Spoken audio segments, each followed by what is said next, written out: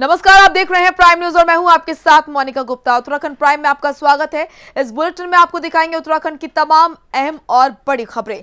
सबसे पहले शुरुआत करेंगे देहरादून से, जहां पर त्रिवेंद्र कैबिनेट की अहम बैठक होनी है। आपको बता दें कि सीएम रावत की अध्यक्षता में ये बैठक अब हो रही है। इस वक्त ये बड़ी खबर आपको दे रहे देहरादून से। सीएम त्रिवेंद्र सिंह रावत की अध्यक्षता में बैठक हो रही है। कैबिनेट मंत्री अरविंद पांडे, मदन कौशिक इस बैठक में मौजूद हैं। सतपाल महाराज, धन सिंह रावत और सुबोध उनियाल भी मौजूद। ये बड़ी खबर आपको दे रहे हैं। कैबिनेट बैठक में कई अहम प्रस्तावों पर मोहर लग सकती है। देहरादून से बड़ी खबर, त्रिवेंद्र कैबिनेट की अहम बैठक हो रही है। सीएम रावत की अध्यक्षता में यह बैठक हो रही है। बैठक में कैबिनेट मंत्री अरविंद पांडे, मदन कौशिक मौजूद हैं।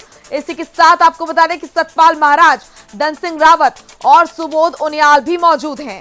कैबिनेट बैठक में कई अहम प्रस्तावों पर मोहर लग सकती है। ये बड़ी जानकारी आप तक पहुंचा रहे हैं देहरादून से।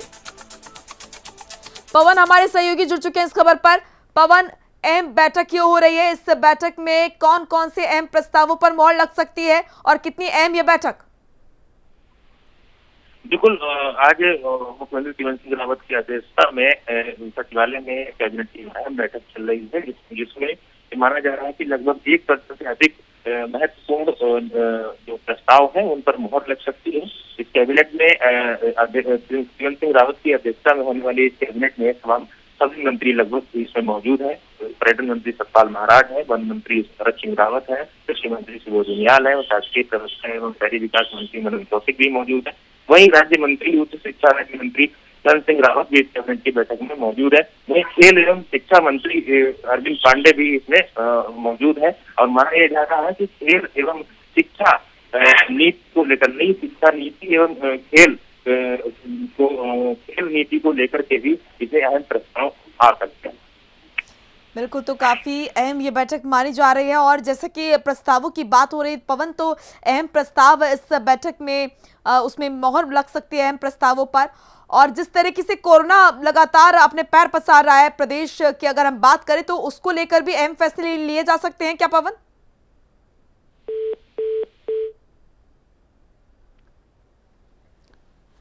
तो कैबिनेट बैठक में कई अहम प्रस्तावों पर मोहर लग सकती है। त्रिवेंद्र कैबिनेट की अहम बैठक हो रही है और इस बैठक में कई मंत्री मौजूद हैं। बैठक में कैबिनेट मंत्री अरविंद पांडे, मदन कौशिक मौजूद, साथ ही सतपाल महाराज, धन सिंह रावत और सुबोध उनियाल भी मौजूद हैं। ये बड़ी जानकारी आपको दे रहे हैं। कैबिनेट बैठक में कई अहम प्रस्तावों पर लग सकती है मोहर।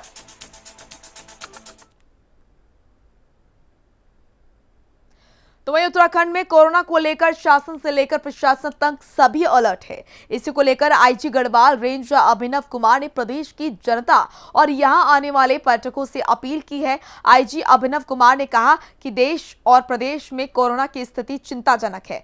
सभी को कोरोना के संक्रमण से बचाव के उपाय को गंभीरता से लेना होगा और मास्क का इस्तेमाल करने के साथ हाथों की सफाई और सोशल डिस्टेंसिंग का पालन करना होगा।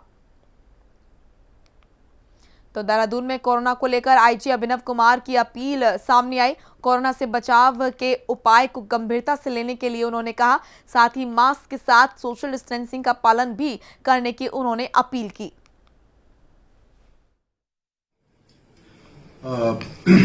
साथियों, आप सभी जानते हैं कि पिछले लगभग 7-8 महीने से हमारा पूरा देश और पूरा देश ही क्या पूरी दुनिया कोविड जैसी महामारी से जूझ रही है।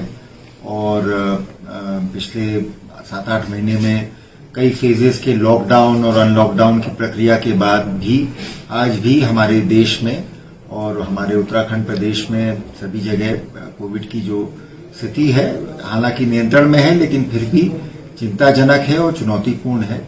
और इसका सामना करने के लिए एक सक्रिय जन आंदोलन की आवश्यकता है।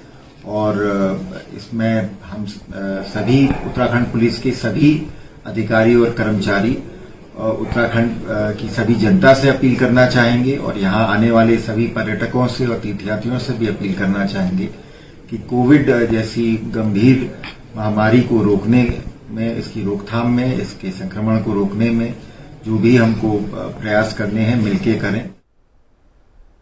तो वहीं उत्तराखंड विधानसभा अध्यक्ष प्रेमचंद अग्रवाल आज बद्रीनाथ पहुंचे, जहां उन्होंने मंदिर पहुंचकर इस मौके पर देवस्थानम बोर्ड के अपर मुख्य कार्य अधिकारी बीडी सिंह ने प्रेमचंद अग्रवाल का स्वागत किया। प्रेमचंद अग्रवाल ने बद्रीनाथ मंदिर में पूजा अर्चना की।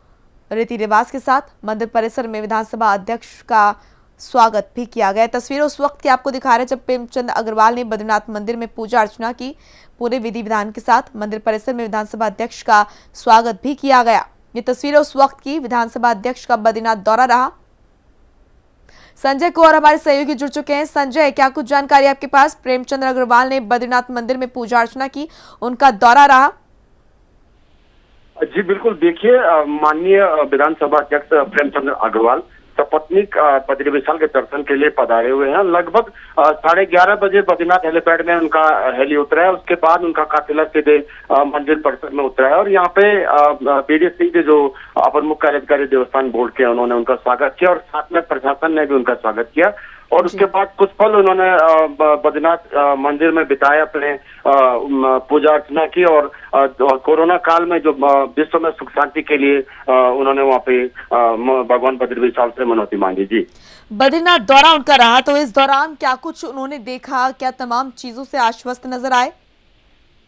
जी देखिए, वहाँ पे जैसे दर्शन के बाद प्रेमचंद अग्रवाल जी मंदिर परिसर से बाहर निकले तो हमारे द्वारा उनसे कुछ प्रश्न किए गए थे, चारधाम यात्रा और बोट को लेकर कुछ प्रश्न किए थे। लेकिन उन्होंने कहा कि देखिए, ये मधुमास चल रहा है, ये भगवान का मास चल रहा है, इसमें जो है मैं परिवार के साथ यहाँ पे दर्शन के लिए आया हूँ और इसको आप राजनीतिक और अन्य चीजों में इसको आप न ले। और उन्होंने अन्य कोई बयान देने से जो है परहेज किया। फिलहाल जो है वो दर्शनों के लिए ही, जो ये पावन मास भगवान विष्णु का चल रहा है, उसमें दर्शन के लिए यहाँ पे आए, ये कह के वो आगे निकल गए। जी चलिए, बहुत बहुत शुक्रिया आपका संजय, तमाम महत्वपूर्ण जानकारी देने के लिए। तो वहीं हरिद्वार रानीपुर में भेल के रिटायर्ड सहायक महाप्रबंधक और उनकी पत्नी की हत्या से इलाके में हड़कंप मच गया। बदमाशों ने हत्या के बाद लूटपाट की वारदात को भी अंजाम दिया। आपको बता दें कि एसएसपी समेत आला पुलिस अधिकारियों ने मौके का मुआयना किया और वहीं आरोपियों को पकड़ने के लिए पुलिस ने 4 टीमें गठित कर दी हैं। बताया जा रहा है कि दंपत्ति घर में अकेले रहते थे, जबकि उनके तीनों बच्चे अमेरिका और दिल्ली में रहते थे। तो हरिद्वार में भेल से रिटायर्ड अफसर और उनकी पत्नी की हत्या कर दी गई। बदमाशों ने हत्या के बाद लूट की वारदात को अंजाम दिया। आरोपियों को पकड़ने के लिए पुलिस ने गठित की टीम। ये हमारे अग्रवाल जी हैं और उनकी पत्नी, पता चला कि उनकी रात की हो या उससे पहले की उनकी हत्या कर दी गई है। वो दोनों हस्बैंड वाइफ यहाँ पर रह रहे थे और उनके जो बेटे हैं वो दिल्ली रहते हैं। वो दिल्ली से उनको फोन कर रहे हैं, जैसे डेली रूटीन में बात करते तो आज उनका फोन नहीं उठा, उन्होंने अपने चाचा को फोन किया। चाचा भी फोन ट्राई करते रहे लेकिन उनको फोन नहीं। नरेश हमारे सहयोगी जुड़ चुके हैं इस खबर पर। नरेश, क्या कुछ जानकारी आपके पास? भेल से रिटायर्ड अफसर और उनकी पत्नी की हत्या कर दी गई। देखिए, आपको बता दें कि लगातार जो धर्मनगरी में अपराध की घटनाएं बढ़ती जा रही हैं। देर रात हुई घटना स्थानीय निवासियों में हड़कंप सा मचा दिया है, सनसनी फैल गई है इससे, क्योंकि दंपति जो है दोनों अकेले रहते थे अपने परिवार के साथ। यहाँ उनके जो बच्चे थे कहीं बाहर थे, लेकिन इस घटना ने पुलिस के कली खोल दी है। लेकिन बड़े अधिकारियों ने मौके पर पहुंचकर उचित तरह जांच की बात कही है और जल्द ही इस बात का खुलासा करने की बात उन्होंने कही थी। नरेश, क्या परिवार वालों की तरफ से कोई सामने आया? क्या कुछ कहा गया परिवार वालों की तरफ से? देखिए, आपको बता दें कि देर रात की घटना थी, उनके परिवार वालों को सूचित कर दिया गया, जहां वो आज मौके पर पहुंचेंगे। पोस्टमार्टम की रिपोर्ट आएगी, उसके बाद इसकी तरफ से पुलिस आगे कार्रवाई करेगी। जी चलिए, शुक्रिया आपका नरेश, तमाम महत्वपूर्ण जानकारी देने के लिए। तो वहीं जोशीमठ के सीमांत क्षेत्र में सड़क व्यवस्था ठीक न होने से लोगों को भारी संकटों का सामना करना पड़ रहा है। हालात ये हैं कि लोग मरीजों को कंधों पर उठाकर कई किलोमीटर पैदल चलकर अस्पताल पहुंचा रहे हैं। नया मामला लांजी गांव का है, जहां बीमार महिला को ग्रामीणों ने कंडी के सहारे 10 किलोमीटर पैदल चलकर अस्पताल पहुंचाया। वहीं इलाके में सड़क के साथ स्वास्थ्य सेवाओं का भी अभाव है, जिससे लोगों में शासन प्रशासन के खिलाफ गुस्सा देखने को मिल रहा है। तो जोशीमठ में सीमांत क्षेत्रों में सड़क स्वास्थ्य सेवाओं का अभाव नजर आया। कंधे पर लाद कर मरीजों को अस्पताल पहुंचा रहे हैं ग्रामीण। तस्वीरें आपको हम दिखा रहे हैं। यह आज का भारत है, जहां पर किस तरीके से मूलभूत सुविधाओं के लिए लोग तरस रहे हैं।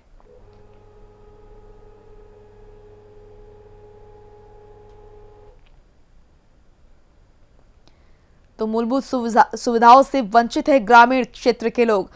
सीमांत क्षेत्रों में सड़क स्वास्थ्य सेवाओं का अभाव है और किस तरीके से कंधे पर लाद कर मरीजों को अस्पताल पहुंचाया जा रहा है लोगों द्वारा, ग्रामीणों द्वारा, ये आपके सामने है। तस्वीरों में आप देखिए किस तरीके से जो लोग हैं वो मरीज को कंधे पे लाद कर अस्पताल तक पहुंचा रहे हैं।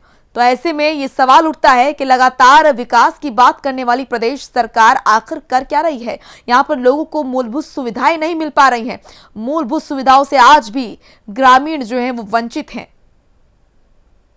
जोशीमठ से तस्वीरें आपको दिखा रहे हैं, जहां पर संजय हमारे सहयोगी जुड़ चुके इस खबर पर। संजय, आज के भारत में भी मूलभूत सुविधाओं के लिए लोग तरस रहे हैं, स्वास्थ्य, सड़क जैसी सेवाओं के लिए। जी बिल्कुल, देखिए आप जो सीमांत जोशीमठ के ये एक दर्जन से ज्यादा दुर्गम इलाके हैं। यहाँ पे सड़क, स्वास्थ्य, संचार से लेकर के हर तरह की मूल सुविधाएं जो है आजादी के बाद से लेकर अब तक नहीं पहुंच पाई है। लगातार आंदोलनों का दौर जारी है, लेकिन सड़क, स्वास्थ्य और सुविधा के लिए आप देख रहे हैं किस तरह से कंडी और डंडी के सहारे यहाँ पे मातृशक्ति और महिला विकास और हर तरह का आप देख सकते हैं कि किस तरह से यहाँ पे सीमांत के पहाड़ी क्षेत्रों में विकास चल रहा है। जी बिल्कुल, तो गांव वालों को क्या कुछ कहना है संजय? लगातार जैसे कि बताया जा रहा है कि हमेशा उनको इसी तरीके से समस्याओं का सामना करना पड़ता है। क्या प्रशासन से शिकायत नहीं की गई, शासन प्रशासन से? जी लगातार जनप्रतिनिधि और ग्रामीणों का लगातार आंदोलन और यहाँ पे सीएम से लेकर के पीएम तक जो है यहाँ कार्रवाई के लिए आगे बात की जा चुकी है। लेकिन समाचार जट की तरफ से अधिकारी आते हैं, जनप्रतिनिधि आते हैं, विधायक आते हैं, मार्ग का जो है शिलान्यास करके चले जाते हैं। लेकिन दुर्गम और विषम भौगोलिक परिस्थिति होने के कारण कई यहाँ पे जो सड़क निर्माण कार्य है 20 साल से अधर में लटका हुआ है। और जिसके चलते ये जो गांव में कोई बीमार होता है तो आप देख रहे हैं किस तरह से डंडी कंडी से उनको 15 किलोमीटर 20 किलोमीटर तक लाके मुख्य मार्ग पे लाए जाते हैं। जी चलिए, बहुत बहुत शुक्रिया आपका संजय, तमाम महत्वपूर्ण जानकारी देने के लिए। तो मूलभूत सुविधाओं के लिए आज भी यहाँ पर लोग तरस रहे हैं। स्वास्थ्य, सड़क जैसी सेवाओं का अभाव आज भी गांव में है। चलिए रुक करेंगे अगली बड़ी खबर की ओर। हरिद्वार के हर की पौड़ी पर पुरोहित समाज के लोग गंगा नदी के स्कैप चैनल शासनादेश के खिलाफ 23 दिन से धरने पर बैठे हैं, लेकिन इनकी सुध लेने वाला कोई नहीं है। सरकार या प्रशासन की तरफ से कोई भी यहाँ इनकी सुध लेने नहीं आया है। वहीं आज स्वराज सेवा दल ने तीर्थ पुरोहितों को समर्थन दिया है। स्वराज सेवा दल के प्रदेश अध्यक्ष ने कहा कि अगर हरिद्वार में हर की पौड़ी पर गंगा नदी नहीं है तो कुंभ में स्नान क्यों और कहां पर होगा। तीर्थ पुरोहित सरकार से मांग कर रहे हैं कि जो पूर्व में कांग्रेस सरकार ने मां गंगा को स्केप चैनल का नाम दिया था, उस शासनादेश को वापस लें।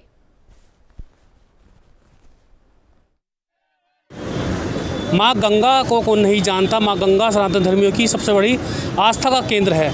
वही गंगा धर्मनगरी हरिद्वार से जब बहती है तो लोगों को कल उसकी आरती, उसकी जल की प्रवाह से वैसे ही आनंदित हो जाता है। लेकिन आज हरिद्वार के हर की पौड़ी में गंगा के लिए लोगों को आखिरकार धरना प्रदर्शन करना पड़ रहा है। आखिर क्या है मामला, जान लेते हैं लोगों से। क्योंकि हरीश रावत की सरकार के समय में यहाँ जो गंगा को स्कैप चैनल घोषित किया गया था वो शासनादेश जारी किए गए थे। वहीं हरीश रावत ने तो खैर इस मामले में माफ़ी मांगकर अपना पल्ला झाड़ लिया है और जो गेंद है बीजेपी के पाले में फेंक दी है। लेकिन अब लगातार जो धरना 23 दिन लोगों को हो गए हैं, धरना प्रदर्शन कर रहे हैं, इनकी सुनने वाला यहाँ पर कोई नहीं है। आज हम पहुँचे हैं इनसे जानने आखिरकार क्या है। जी बताइए। देखिए, ये जो बार बार बात आ रही है कि हरीश रावत जी ने माफ़ी मांग ली है, मैं उनसे ये पूछना चाहता हूँ कि जब हरीश रावत जी इस प्रदेश के मुख्यमंत्री थे तब उन्होंने गंगा को नहर, नाला, स्कैप चैनल घोषित किया। उसके बाद वो राष्ट्रीय कांग्रेस यहाँ के महासचिव बन गए और अब एक प्रदेश के प्रभारी बन गए। उन्होंने मुख्यमंत्री रहते हुए काम किया, उन्होंने अपनी तरक्की तो करी, लेकिन माँ गंगा की तरफ उनका क्या ध्यान दिया। ये जो माफ़ी हरीश रावत जी ने मांगी है, इस माफ़ी को पुरोहित समाज बिल्कुल स्वीकार नहीं करता। हम इस माफ़ी को उनके पश्चाताप के बाद स्वीकार करेंगे। हरीश रावत जी इस बात को माने कि जब तक माँ गंगा के अविरल धारा के रूप में वापस नहीं आएगी, तब तक वो पार्टी के काम का आम कार्यकर्ता की तरह काम करें। वो अपनी तरक्की तो देख रहे हैं, लेकिन माँ गंगा का हाल उन्होंने क्या कर दिया। माफ़ी मांगने से यदि मैं हरीश रावत जी को समाज या कोई भी लोग कोई कुछ कह दें, तो क्या हरीश रावत जी माफ़ी मांगने में उन्हें बीजेपी क्या कर रही है? देखिए, बीजेपी भी वही कर रही है जो कांग्रेस की सरकार ने ये पौधा लगाया था, बीज डाला था, अंकुर के रूप में इस पौधे को उत्पाया था, और बीजेपी की गवर्नमेंट आज उस पौधे को जो है पेड़ बनाने में लगी हुई है। कुछ लोग यहाँ पर पहुँचे हैं, इनको समर्थन भी दिया है और उन्होंने कहा है कि वो इनका साथ देंगे। कुछ कौन बताइए। देखिए, हरीश रावत जी की जिस समय सरकार थी, उन्होंने अपनी आँखों पे सत्ता के मद में, पैसे के लालच में गांधारी की पट्टी बांध ली थी। उस समय क्या उनको होश नहीं था? और जिस भारतीय जनता पार्टी ने जिस हिंदुत्व के नाम पर राजनीति करी, जो हिंदुत्व के नाम पर छलावा कर रही है, गौ गंगा गीता गायत्री के नाम पर जो उन्होंने प्रचंड वेग से सरकार बनाई, उनके मुद्दों का क्या हुआ? आज आगामी कुंभ है, कुंभ में गंगा में लोग धारा में स्नान करेंगे। काफ़ी अखाड़े संत यहाँ पर मौजूद होंगे। उनकी पहली पसंद हर की पौड़ी ही है। अगर ये नहर है तो क्या ये स्नान पूरा हो पाएगा? जी, मैंने आज बिल्कुल कह दिया, आज से कांग्रेस और भाजपा का कोई भी नेता हर की पैड़ी पर स्नान करने नहीं आएगा, क्योंकि अगर ये नहर है तो स्नान का तो मतलब ही नहीं है। आज से भाजपा और कांग्रेस के लोग यहाँ स्नान करने के लिए आना बंद करें। तो देखा आपने, आगामी कुंभ में लोग यहाँ जहाँ स्नान करेंगे, पहली पसंद उनकी माँ गंगा में स्नान करने की होगी, तो वो स्थान हर की पौड़ी होगा। बाकी आगामी कुंभ को भव्य बनाने के सरकार इतने प्रयास कर रही है, लेकिन ये जो गंगा है इसको यहाँ पर नहर घोषित किया जाना अपने आप में बड़ा सवाल यहाँ पर खड़ा होता हुआ नजर आ रहा है। प्राइम न्यूज़ के लिए नरेश तोमर, हरिद्वार। तो वहीं कोरोना को लेकर उत्तराखंड सरकार जहां पूरी तरह से अलर्ट है, वहीं लोगों को जागरूक करने के लिए एसडीआरएफ ने भी मोर्चा संभाल लिया है। इसी के तहत आज एसडीआरएफ मुख्यालय से 10 बाइक और 2 गाड़ियों को हरी झंडी दिखाकर रवाना किया गया। ये टीम ऐसी जगह पर जाकर लोगों को जागरूक करेगा जहां शासन की टीम अभी तक नहीं पहुंच पाई है। एसडीआरएफ की कमान अधिकारी तृप्ति भट्ट ने जानकारी देते हुए बताया कि एसडीआरएफ की टीम को एक टास्क और मिला है। इस टास्क में हमारे जवानों को कोरोना से निपटने के लिए लोगों को जागरूक करने का संकल्प लेकर भीड़ भाड़ वाली जगह और गली मोहल्लों में जाकर लोगों को सतर्क करना है। तो डोईवाला में ये हमारे लिए वैसे तो कोई ज़्यादा बड़ा टास्क नहीं है। एसडीआरएफ आने वाले टाइम पे भी बहुत बड़े बड़े टास्क कर चुकी है पूरे। और जैसे कि देखा जा रहा है कि कोरोना बीमारी जो है कम तो हो चुकी है, पर इसका संक्रमण अभी भी जारी है। इसलिए जो है हमें जिस टास्क को पूरा करने के लिए भेजा जा रहा है, लोगों को जागरूक करने के लिए, मुझे यकीन है कि हम इस मकसद में कामयाब होंगे। उत्तराखंड पुलिस एसडीआरएफ आपकी सेवा में हमेशा तत्पर है। आपका नाम? कैलाश चंद परगाई के द्वारा लगातार जो कोविड संबंधी प्रशिक्षण और जन जागरूकता है, उसके लिए मिशन जागृति के अंतर्गत भी हम लोग लगातार ट्रेनिंग करवा रहे हैं और जनरल अवेयरनेस भी करवा रहे हैं, जिसमें अभी तक हम लोगों ने करीब 70,000 लोगों को ट्रेनिंग और अवेयरनेस करवा दी है। इसी क्रम में जो आबादी वाले क्षेत्र हैं, जो मोहल्लों के क्षेत्र हैं, उसमें गली गली में हमारे बाइक सवार दस्ता जो प्री रिकॉर्डेड ऑडियो है कोरोना संबंधी अवेयरनेस का, उसको प्ले करेंगे। और इसको हमने एक रक्षक दल का नाम दिया है, जो हमारी मिशन जागृति के अंतर्गत ही ट्रेनिंग और अवेयरनेस के लिए काम कर रहे हैं। इसमें हमारी चौपहिया और दोपहिया वाहनों की एक संयुक्त टीम है, जो विभिन्न रूट्स पे अपना राजकुमार अग्रवाल हमारे सहयोगी जुड़ चुके हैं इस खबर पर। राजकुमार, एक अच्छी और नई पहल ये देखने को मिल रही है, जहां पर जो एसडीआरएफ के जवान हैं वो लोगों को जागरूक करेंगे और उनका पूरा जत्था निकला है इसके लिए। बिल्कुल, देखिए जिस तरह से आज एसडीआरएफ ने एक नया रेस्क्यू चुना है, तो हम कह सकते हैं कि लगातार एसडीआरएफ नए जो है कीर्तिमान स्थापित कर रही है। क्योंकि हमने देखा था कि आपदा के समय भी एसडीआरएफ बहुत ज्यादा बढ़ चढ़कर एसडीआरएफ ने अपने भागीदारी निभाई थी। इसके अलावा कोरोना काल जैसे हुआ था तो एसडीआरएफ को बहुत बड़ी जिम्मेदारी दी गई थी, जगह जगह इनको तैनात किया गया था ताकि लोगों को जागरूक किया जाए। अब हालांकि कोरोना कम जरूर हुआ है, लेकिन अभी पूरी तरह से खतरा कम नहीं हुआ है। तो इसको देखते हुए एक बार फिर से एसडीआरएफ के जवानों को जो है ऐसी जगहों पर भेजा जा रहा है जहाँ पर भीड़ भाड़ वाले इलाके हैं, गली मोहल्ले हैं, जहाँ पर बड़ी गाड़ियां जा नहीं पा रही थी। तो ये जागरूक अभियान का एक शुरुआत आज एसडीआरएफ मुख्यालय में हुआ है। ये टीमें आज पूरे जनपदों में, यानी कि उत्तराखंड के सभी 13 जनपदों में आज एसडीआरएफ की इस तरह की टीमें रवाना की गई हैं, जो लोगों को जागरूक करेंगी।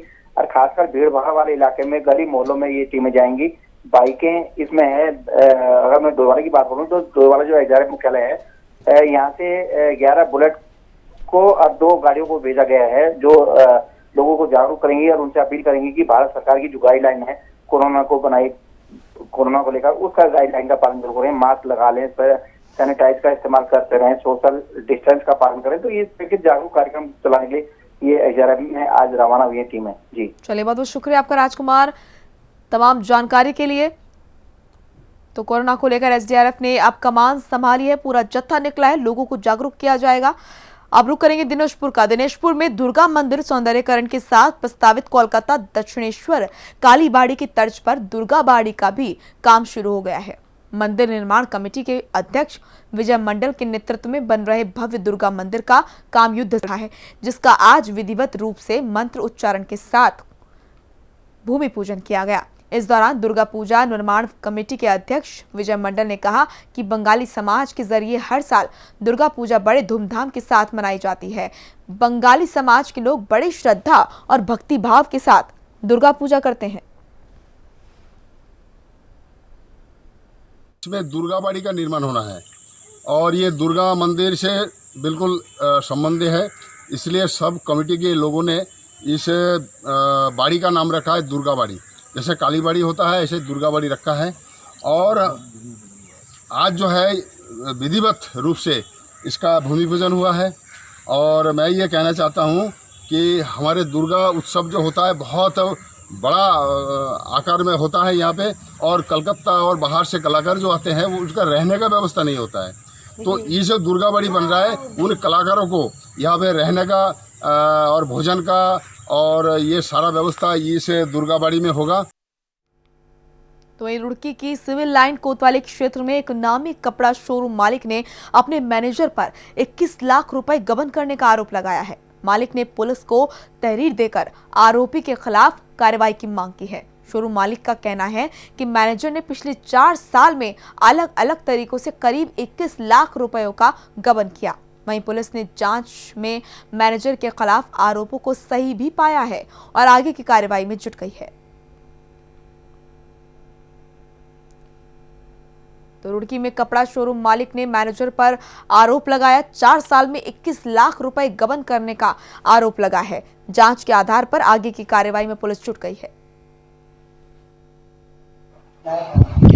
रुड़की में हरिद्वार दिल्ली रोड पर स्थित रेमंड के शोरूम के मालिक द्वारा एक कंप्लेन की गई है कि उनके मैनेजर द्वारा पिछले 4 सालों में अलग अलग तरीके से करीब 21 लाख का गबन किया गया है। जांच के बाद काफ़ी तथ्य सही पाए गए थे, तो उसके विरुद्ध अभियोग पंजीकृत किया जा रहा है। तो रुड़की में ये मामला सामने आया है, जहां पर 4 साल में 21 लाख रुपए का गबन किया गया। जांच के आधार पर आगे की कार्रवाई में पुलिस जुट गई है और यहां पर कपड़ा शोरूम के मालिक ने ही अपने मैनेजर पर यह आरोप लगाया है कि अलग अलग तरीकों से शोरूम से 4 साल में 21 लाख रुपए गबन किए गए हैं। और यहां पर पुलिस ने जब जांच की तो जांच के आधार पर पाया गया कि चीजें सही पाई गई और जो शोरूम मालिक का आरोप था वो सही साबित होता हुआ नजर आया।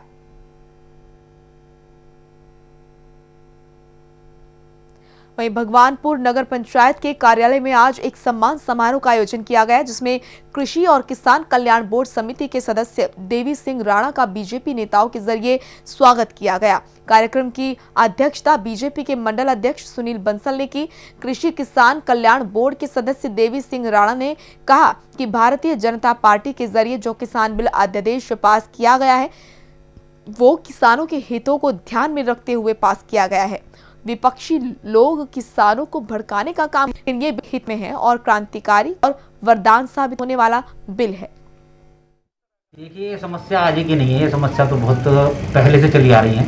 ये व्यवस्थाएं हैं, ये सिस्टम के साथ चलती हैं। जहाँ जिसकी सरकार होती है विपक्ष उसका विरोध करता है। मुद्दे कुछ भी हो, मुद्दा यहाँ भी ये मुद्दा अभी विपक्ष ने बनाया हुआ है कि यहाँ किसान को पेमेंट नहीं हो रहा है। इससे पहले यहाँ 5 साल सरकार कांग्रेस की रही, उस समय भी व्यवस्था यही थी। अब की बार उससे बेहतर व्यवस्थाएं हमारी सरकार ने करी है। मैं दावे के साथ कहना चाहता हूँ त्रिवेंद्र रावत जी ने अपने सिस्टम से इस अब की बार इकबालपुर मिल को चलाने का काम किया है। कृषि जगत कानूनों में लाइसेंस राज में बंधा हुआ था, उससे मुक्ति दी है मोदी जी ने। और इससे किसान अपनी उपज को मंडी से बाहर भी बेच सकता है और पूरे देश में कहीं भी बेच सकता है। एक देश एक मंडी, हमारा देश पूरी तरह एक मंच पे आ रहा है हर विषय में। तो इस तरह का एक यशस्वी प्रधानमंत्री नरेंद्र मोदी जी ने एक ऐसा कानून बनाया। चलिए उत्तराखंड प्राइम